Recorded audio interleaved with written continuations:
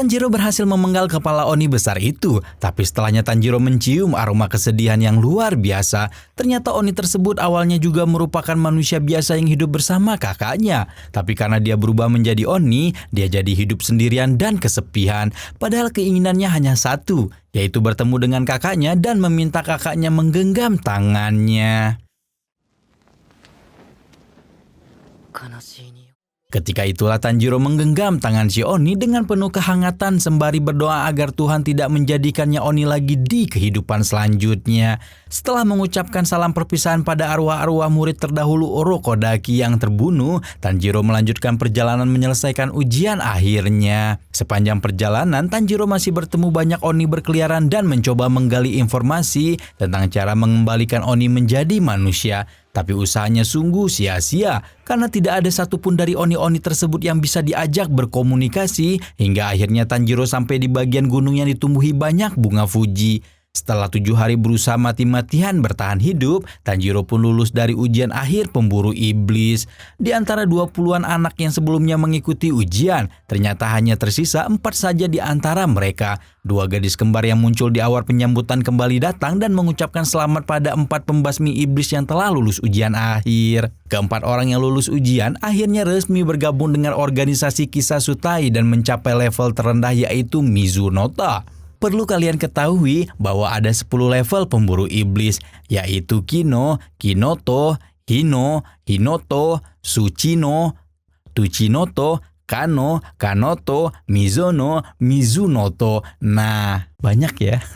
Keempat anak yang lolos juga diberikan gagak Kasugai yang akan menjadi alat komunikasi di antara para Kisasutai. Sesi-sesi awal penerimaan sebagai anggota baru organisasi pemburu iblis telah selesai. Kini tiba saatnya momen paling penting yaitu pemilihan logam Tamahagane sebagai bahan dasar pembuatan katana mereka masing-masing. Meskipun tidak tahu pasti bagaimana logam yang bagus untuknya, dengan memfokuskan indera penciumannya, Tanjiro pun mendapatkan logam Tamahagane-nya. Setelah semua rangkaian acara penerimaan selesai, Tanjiro yang sebenarnya sudah dalam kondisi luka-luka dan sangat kelelahan terseok-seok kembali ke rumah Urokodaki. Meskipun begitu, Tanjiro terus memaksa dirinya karena ingin bertemu dengan Nezuko secepatnya, walaupun dia sendiri tidak tahu apakah adiknya sudah bangun atau belum. Dan betapa bahagianya Tanjiro melihat Nezuko mendobrak pintu rumah Urokodaki dan dengan sehat berlari menghampirinya.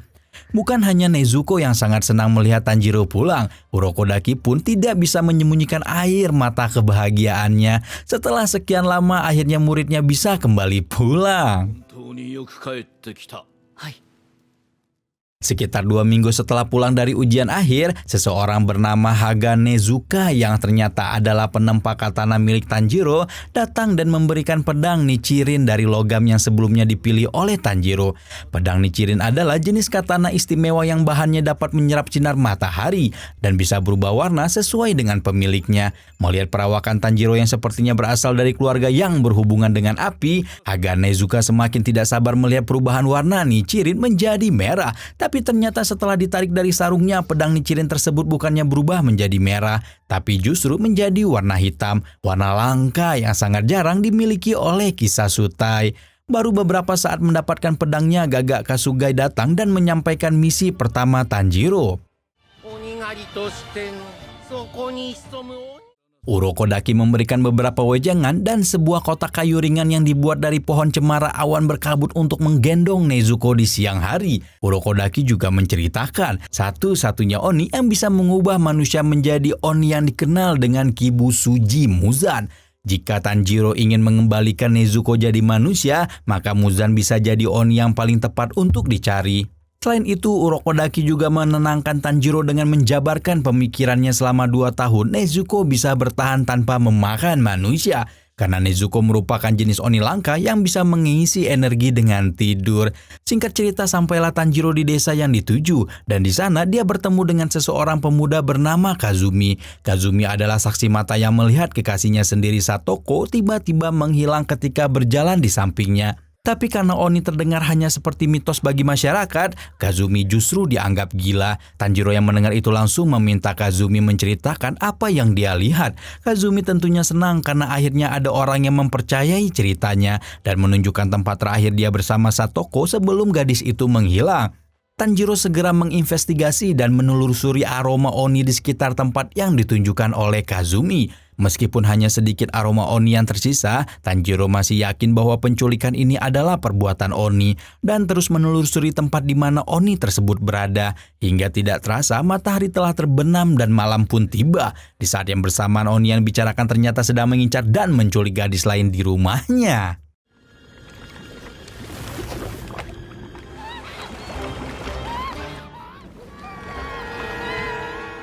Tanpa membuang banyak waktu, Tanjiro mengikuti aroma oni tersebut dan berusaha memfokuskan dirinya untuk mengetahui tempat si oni tersebut.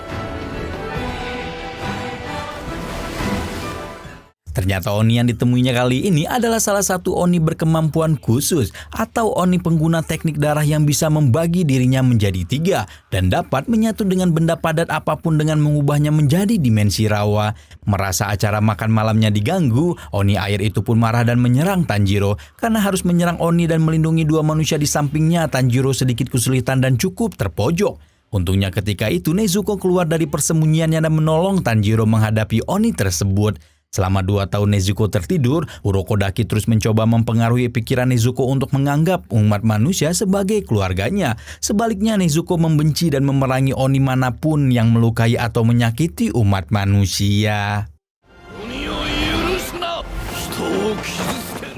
Awalnya Tanjiro ragu untuk meninggalkan Nezuko. Tapi kemudian dia sadar Nezuko saat ini adalah oni dan cukup kuat untuk bertarung sendirian tanpa dirinya. Akhirnya Tanjiro memutuskan untuk mempercayakan Kazumi dan gadis yang hampir diculik oleh oni pada Nezuko. Sementara dirinya sendiri akan masuk ke dalam rawa untuk melawan 2 oni lain yang bersembunyi di sana. Di dalam rawa Tanjiro mencium aroma busuk yang semakin menyengat dan beberapa potong pakaian manusia.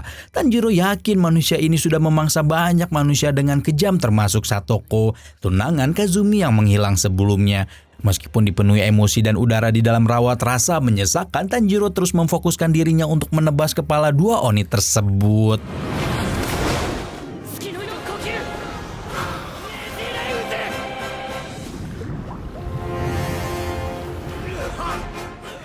Sementara itu, pertarungan juga berlangsung antara satu oni air dengan Nezuko yang berada di atas tanah. Meskipun tidak memakan manusia, Nezuko memiliki kekuatan yang cukup besar setelah tertidur dalam waktu yang lama.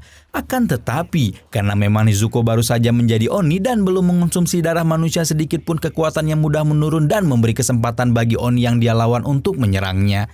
Untungnya Tanjiro datang di saat yang tepat dan menyelamatkan Nezuko.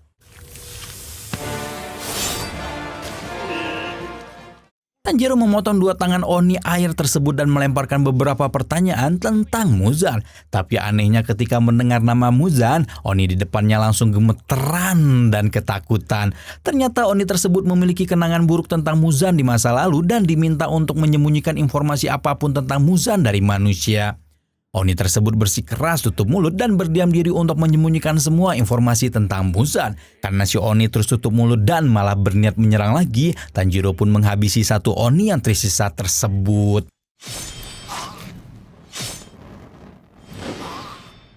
Setelah pertarungan, Nezuko langsung tidur lagi untuk memulihkan energinya. Sementara Kazumi masih terlihat sangat terpukul karena mendengar Satoko telah dimakan oleh oni. Tanjiro sendiri tidak bisa berbuat apa-apa selain memberikan semangat pada Kazumi dan memberikan potongan baju oni yang dia dapatkan di rawa. Di mana di dalam potongan baju tersebut terdapat banyak ikat rambut gadis-gadis muda termasuk Satoko. Tanjiro berniat untuk kembali ke rumah Urokodaki dan segera pergi dari desa tersebut. Tapi ternyata belum sampai keluar dari desa, Gaga Kasugai kembali datang dan memberikan misi baru pada Tanjiro untuk memburu oni yang ada Akatsuki, salah satu prefektur di kota Tokyo. Tanpa memiliki banyak waktu istirahat, Tanjiro pun pergi ke Tokyo untuk melaksanakan misi selanjutnya. Bagi seorang anak gunung seperti dirinya, Tokyo adalah tempat yang terlalu ramai dan melelahkan. Hingga akhirnya Tanjiro memutuskan untuk beristirahat sebentar sambil mengisi perut di kedai mie Yamakake. Tapi sebelum sampai Tanjiro berhasil memakan mie tersebut, hidungnya tiba-tiba menangkap sebuah aroma yang sangat ia ingat dan melekat di pikirannya. Aroma oni yang ada di rumahnya ketika keluarganya dibunuh. Tidak salah lagi, Tanjiro yakin dia sedang mencium aroma Muzan, dan artinya Muzan sedang berada di dekatnya. Saking terkejutnya Tanjiro menjatuhkan mangkuk mie Yamakake-nya, bahkan meninggalkan Nezuko yang tertidur dan mengikuti aroma Muzan itu.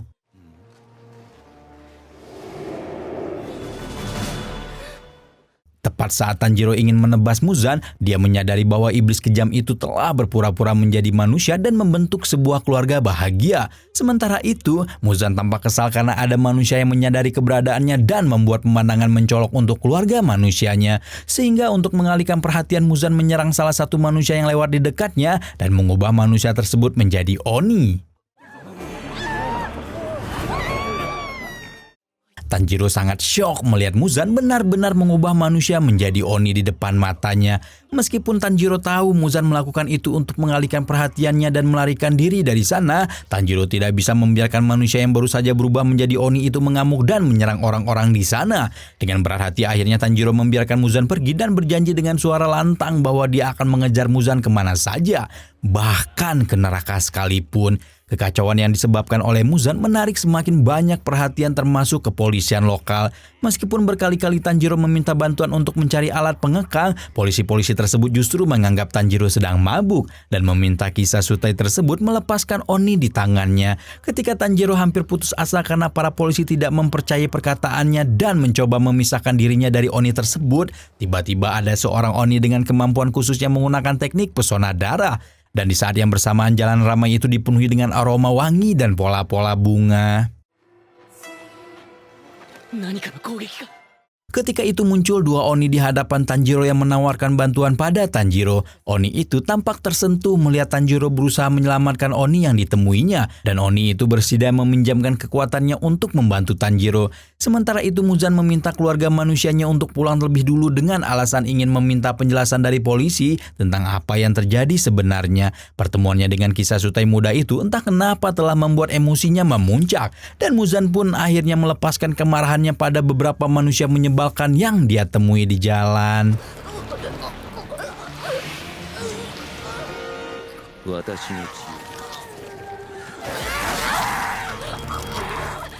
Setelah sedikit melepaskan emosi, Muzan memanggil dua bawahannya dan memerintahkan mereka untuk menangkap dan membunuh Tanjiro. Lalu membawa kepala Kisasutai muda itu kepada Muzan. Dia sangat membenci Tanjiro karena anak itu telah mengingatkannya pada seseorang yang sangat ia benci di masa lalu. Jadi apapun yang terjadi, Muzan merasa harus membuat Tanjiro segera pergi dari dunia. Ya, maksudnya dibunuh gitu. Kita kembali lagi pada Tanjiro yang akhirnya bisa terbebas dari para polisi lokal. Berkat bantuan dua Oni yang asing ditemui, dua Oni tersebut juga bersedia membantu Tanjiro menangani manusia yang baru saja berubah menjadi Oni dan mengobati orang yang telah dia lukai. Setelah menjemput Nezuko yang terlihat kesal karena ditinggal dan meminta maaf pada pemilik kedai Yamakake, Tanjiro pun berniat untuk segera mencari keberadaan dua Oni asing yang baru saja menolongnya. Singkat cerita, Tanjiro dan Nezuko mengikutinya sampai di sebuah rumah besar yang berada di balik tembok yang telah dipasangi mantra pelindung. Dua Oni yang baru saja menolongnya bernama Tamayo dan Yoshiro. Tamayo sendiri sudah hidup sangat lama dan di luar perkiraan ternyata Tamayo juga memiliki kemampuan untuk mengubah manusia menjadi Oni. Bedanya, Tamayo melakukannya dalam keadaan terdesak seperti menolong nyawa manusia yang terkena penyakit parah. Dan Yoshiro adalah satu-satunya Oni ciptaan Tamayo sejak 200 tahun yang lalu.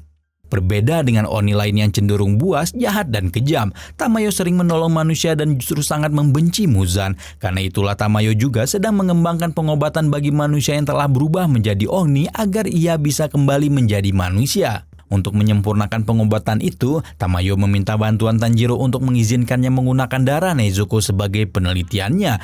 Juga meminta Tanjiro mengumpulkan sebanyak mungkin darah Oni-Oni yang memiliki hubungan erat dengan Muzan. Di tengah obrolan serius itu, tiba-tiba